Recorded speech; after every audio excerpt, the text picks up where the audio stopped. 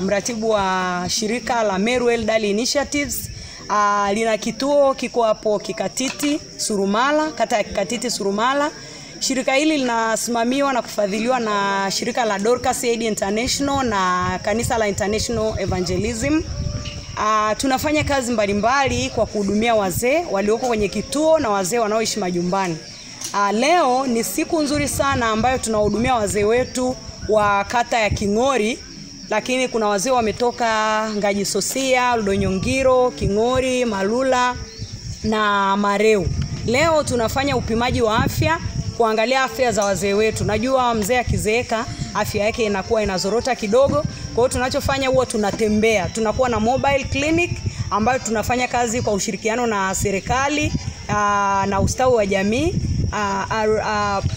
wilaya. Kwa hiyo leo tuko na madaktari kutoka wilaya ya Meru na tunafanya uchunguzi wa afya kwa ajili ya masuala ya pressure, mapigo ya moyo, kisukari na wingi wa damu na kuangalia uzito na urefu wa wazee. Lakini pia tutakuwa na mafundisho hapa.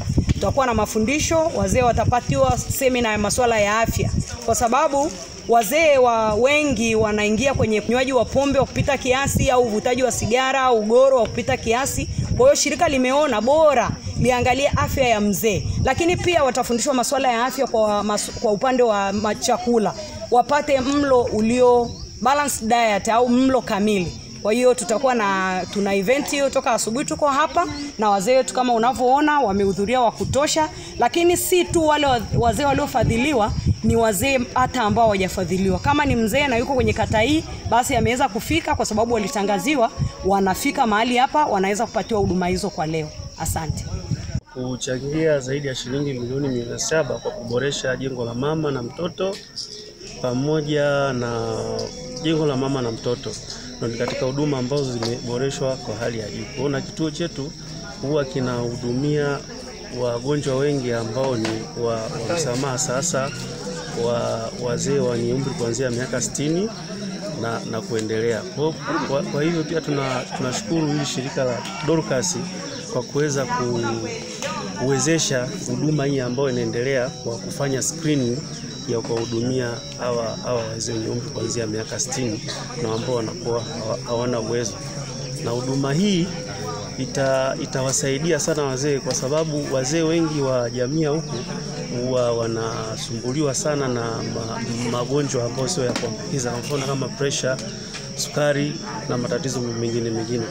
Kwa hiyo screening ambayo inafanyika hapa itaweza kuwaibua wagonjwa wengi na tuweze kupata wagonjwa wengi ambao tutawapeleka kwenye kliniki yetu ambayo waga inafanyika kila siku ya Jumatano.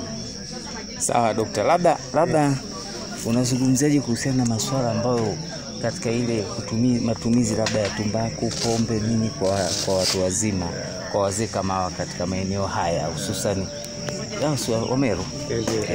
Karibu. Asante.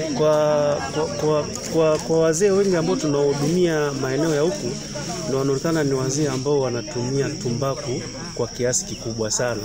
Kwa hiyo matumizi ya tumbaku yanasababisha madhara mengi. Kwa mfano kuna wagonjwa wengi ambao tunawapata wana matatizo ya kifua, matatizo ambayo yanahusiana na njia ya upumuaji. Kwa hiyo pia tunawashauri wazee wa jamii huku kupunguza matumizi ya tumbaku, kwa sababu matumizi ya tumbaku yanakuwa na madhara makubwa sana kwa kuhusiana na afya zao.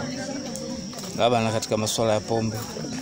Na pia kama tunavyojua jamii ya huku unywaji wa pombe ni swala kama vile la tamaduni. Kwa hiyo pia wakija kwenye kliniki zetu tunawashauri kupunguza matumizi ya pombe. Kwa sababu matumizi ya pombe yanasababisha madhara kama vile, ukitumia pombe kwa muda mrefu inasababisha madhara kama vile madhara ya figo. Kwa pia tunapata wagonjwa wengi wa matatizo ya figo. Kwa hiyo tunawashauri wanywe kwa kiasi kidogo. Wataalamu wanasema